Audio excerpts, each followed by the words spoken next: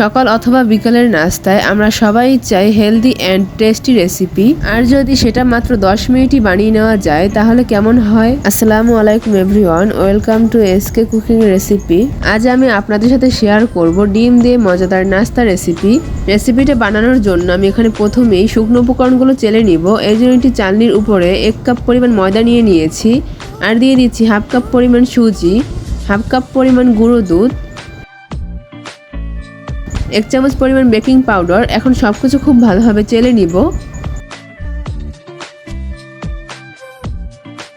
সব উপকরণগুলো খুব ভালোভাবে চেলে নেওয়া হয়ে গেলে এবার স্প্যাচুলার সাহায্যে সবকিছু খুব ভালোভাবে মিশিয়ে নিচ্ছি।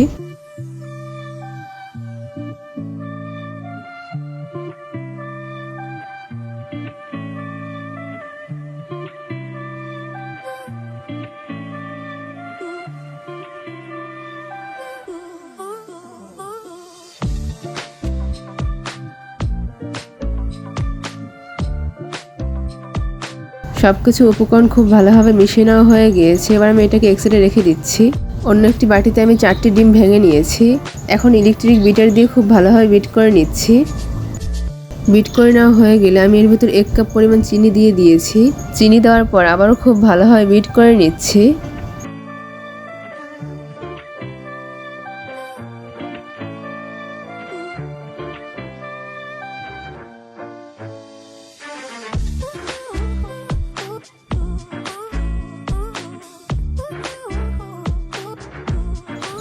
আমি এখানে আরও 1 কাপ চিনি নিয়েছি।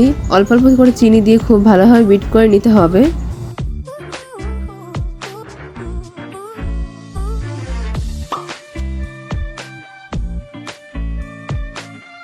আমি এখন এর ভিতর দিয়ে দিচ্ছি 1 টেবিল চামচ পরিমাণ ভ্যানিলা এসেন্স।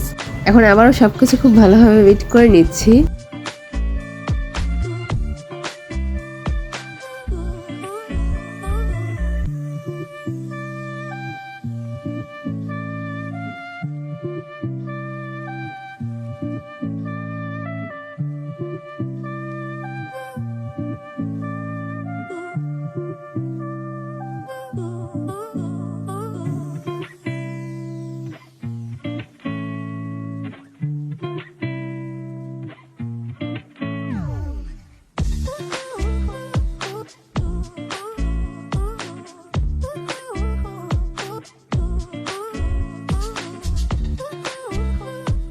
ইলেকট্রিক বিটার দিয়ে খুব ভালোভাবে বিট করে নিতে হবে। এখন আমি এর ভিতর দিয়ে দিচ্ছি হাফ কাপ পরিমাণ তেল। এখন আবারও সবকিছু খুব ভালোভাবে ইলেকট্রিক বিটার দিয়ে বিট করে নিব। আপনাদের হাতের কাছে ইলেকট্রিক বিটার না থাকলে সেক্ষেত্রে আপনারা হ্যান্ড বিটার দিয়ে খুব ভালোভাবে বিট করে নিতে পারবেন। আমি আশা করছি আমার আজকের এই ডিমের রেসিপি আপনাদের কাছে খুব বেশি ভালো লাগবে। মাত্র কয়েকটি উপকরণ দিয়ে আমি আজকের এই নাস্তা রেসিপিটা বাসায় বানিয়ে নিয়েছিলাম। আমি আশা করছি আমার এই ভিডিওটি A to Z দেখলে আপনি বাসায় খুব সহজেই বানিয়ে নিতে পারবেন। খুব ভালোভাবে বিট করে নেওয়া হয়ে গিয়েছে। এবার আমি এর ভিতরে শুকনো উপকরণগুলো অ্যাড করব। এবার আমি দিয়ে দিচ্ছি আগে থেকে মিশিয়ে রাখা শুকনো উপকরণগুলো। অল্প অল্প করে দিয়ে খুব ভালোভাবে স্প্যাচুলার সাহায্যে মিশিয়ে নিতে হবে। আপনারা অবশ্যই একটু লক্ষ্য করলে দেখতে পারবেন যে আমি কীভাবে স্প্যাচুলার সাহায্যে মিশিয়ে নিচ্ছি। ঠিক এভাবে করে আলতো হাতে মিশিয়ে নিতে হবে। বেশি তাড়াহুড়ো করা যাবে না, তাহলে এই ফোমটা কিন্তু নষ্ট হয়ে যাবে।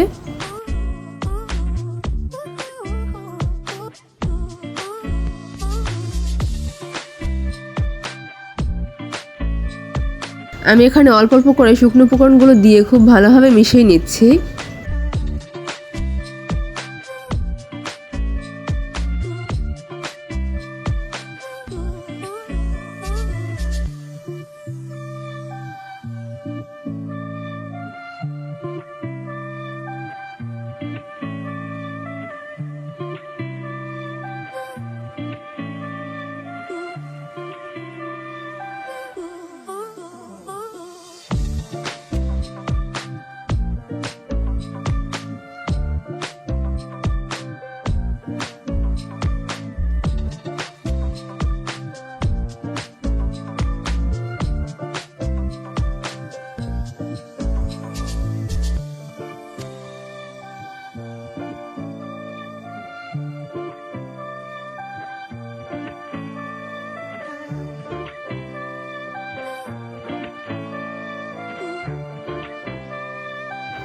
আমার এখানে ব্যাটারটা খুব ভালোভাবে বানিয়ে নেওয়া হয়ে গিয়েছে। এবার আমি বাটিতে সেট করে নিব।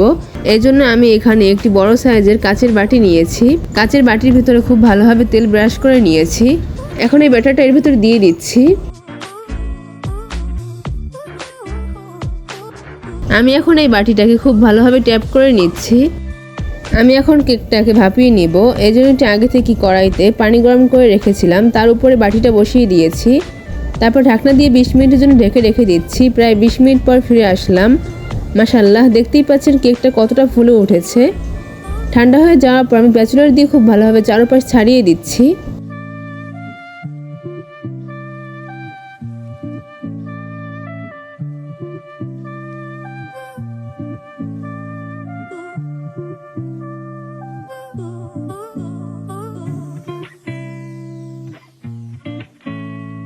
আপনারা তো দেখেই বুঝতে পেরেছেন যে এই কেকটা কতটা পরিমাণ সফট হয়েছে। তাহলে আজকের এত সহজ কেক রেসিপি আপনাদের কাছে কেমন লেগেছে অবশ্যই আমাকে কমেন্ট করে জানাতে ভুলবেন না। আর একটা লাইক করে সাবস্ক্রাইব করে আমার চ্যানেলটির পাশেই থেকে যাবেন। সাবস্ক্রাইব করে পাশেই থাকা বেল বাটনটি অন করে রাখবেন, এতে করে পরবর্তী ভিডিও নোটিফিকেশন সবার আগে পৌঁছে যাবে। আপনারা দেখেই বুঝতে পেরেছেন যে কেকটা কতটা পরিমাণ সফট হয়েছে। এখন আমি আপনাদের সাথে একটু কেটে শেয়ার করছি।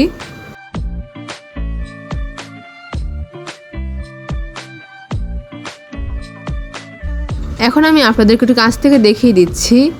মাশাআল্লাহ, এই কেকটা কিন্তু অনেকটা পরিমাণ সফট হয়েছে আর খেতেও কিন্তু অনেক মজার হয়েছিল। বাসায় একবার হলো এত সহজ কেক রেসিপি ট্রাই করে দেখবেন। তাহলে আজকে এই পর্যন্তই। সবাই ভালো থাকবেন, সুস্থ থাকবেন। আল্লাহ হাফেজ।